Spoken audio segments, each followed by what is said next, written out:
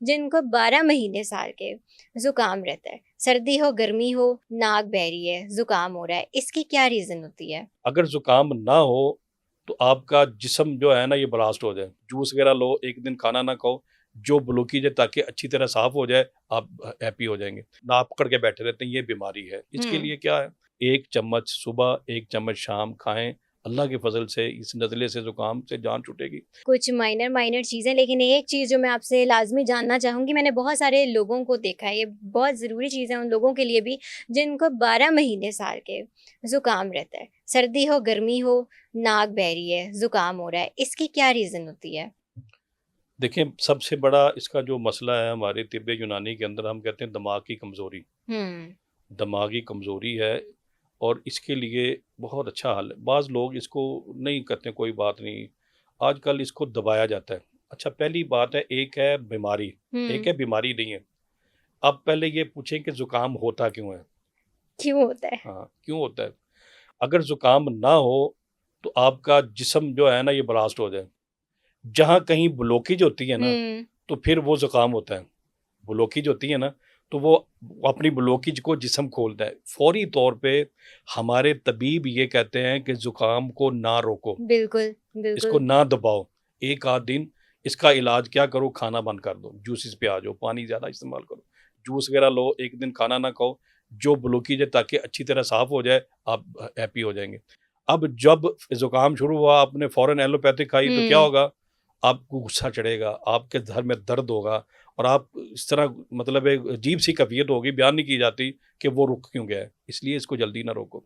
एक है बीमारी, लंबे अरसे से, जैसे ही मौसम चेंज हुआ, एक एलर्जी भी होती है। हुँ, हुँ। एलर्जी होती है, एक है कि 24 महीने ही आपको जो है ना, 12 महीने बिल्कुल। जो है ना ज़ुकाम रहता है, वो आप नाक पकड़ के बैठे रहते हैं, ये बीमारी है। इसके हुँ। लिए क्या है?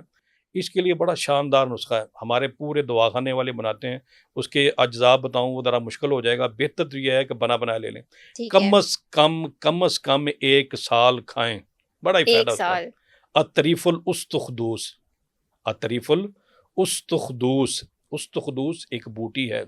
अतरीफ़ल 3 फलों को कहते हैं। इसके मजमूए को अतिब्बा जो कदीम थे, जब से ये नुस्ख़ा बना है, कई सालों से चल रहा है और इसको तलक़ी बिल कबूल हासिल है। हर दौर के अंदर अतिब्बा ने इस नुस्खे को दमाग के लिए इस्तेमाल किया, नज़ले ज़ुकाम के लिए इस्तेमाल किया। हमारी एक सबसे बड़ी हमारा अलमिया ये है, हम कहते हैं कि दवाई बस ऐसे अंदर जाए, हम ठीक हो जाएँ। हुँ। देसी दवाइयाँ ऐसी नहीं होती। देसी दवाई मुस्तकिल सारी ज़िंदगी के लिए नहीं होती। अब जो एलोपैथिक है, मैं उससे इख्तिलाफ़ नहीं कर रहा, एक अपना जो है, हर बंदे को राय बयान करने की ज़रूरत है, वो कर सकता है, कोई मसला नहीं। अब एलोपैथिक दवाई वो सारी ज़िंदगी आपने खानी है जी, वो एलर्जी है बिल्कुल, खाई जाओ, ब्लड बिल्कुल। प्रेशर है खाई जाओ, ये क्या इलाज हुआ? अब उसके साइड इफ़ेक्ट आना शुरू हो जाते हैं, वो हुँ। केमिकल ही है ना ज़्यादातर। अब देसी दवाई जो है, वो जाके बीमारी को ख़त्म करती है। उसने आहिस्ता-आहिस्ता बतदरीज बीमारी ख़त्म करनी है। अब उसका रिज़ल्ट फ़ौरन ना देखें, आहिस्ता-आहिस्ता बर्दाश्त करें। वो जो फ़ुज़लात, वो जो गंद निकल रहा है, उसको जब तक निकलना है वो निकालेगी।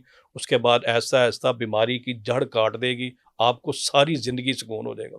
कम से कम 2-4 महीने, साल, जो बड़े दायमी नज़ले ज़ुकाम के मरीज़ हैं, बाल सफ़ेद हो रहे हैं, याददाश्त कमज़ोर हो रही है, चीज़ यहाँ रखी है, थोड़ी देर के बाद भूल के कहाँ रखी, ये सारा उनका नुकसान है। जब नज़ला ज़ुकाम गले से गिरता है, मैदे में जाता है, तेज़ाबियत पैदा करती है, अजीबो-गरीब मैदे का भी बुरा हाल कर देती है। बेहतरीन हल है अतरीफ़ुल उस्तुख़दूस, 1 चम्मच सुबह, 1 चम्मच शाम खाएँ।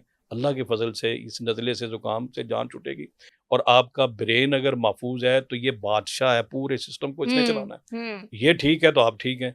ये बहुत अच्छी दवा है, इसको कम से कम फ़ौरी रिज़ल्ट नहीं मिलेगा। कम से कम 1 डेढ़ महीने के बाद शानदार रिज़ल्ट मिलेगा, फिर कुछ अरसा खा के बंद कर दें। अगर खाते भी रहें तो इसके कोई नुकसान नहीं है। ज़बरदस्त हकीम साहब, बहुत-बहुत शुक्रिया, आपने बड़ी इम्पोर्टेंट चीज़ें हमारे साथ शेयर की हैं। नाज़रीन, अगर आपके भी कोई सवालात हैं जो आप हकीम साहब से करना चाह रहे हैं या आपका भी कोई मसला है, तो कमेंट सेक्शन में ज़रूर कीजिएगा ताकि अगली दफ़ा हकीम साहब यहाँ पर दोबारा आएँ और आपके जो सवालात हैं उनके जवाबात दे सकें। अभी के लिए दीजिए हमें इजाज़त। अल्लाह हाफ़िज़।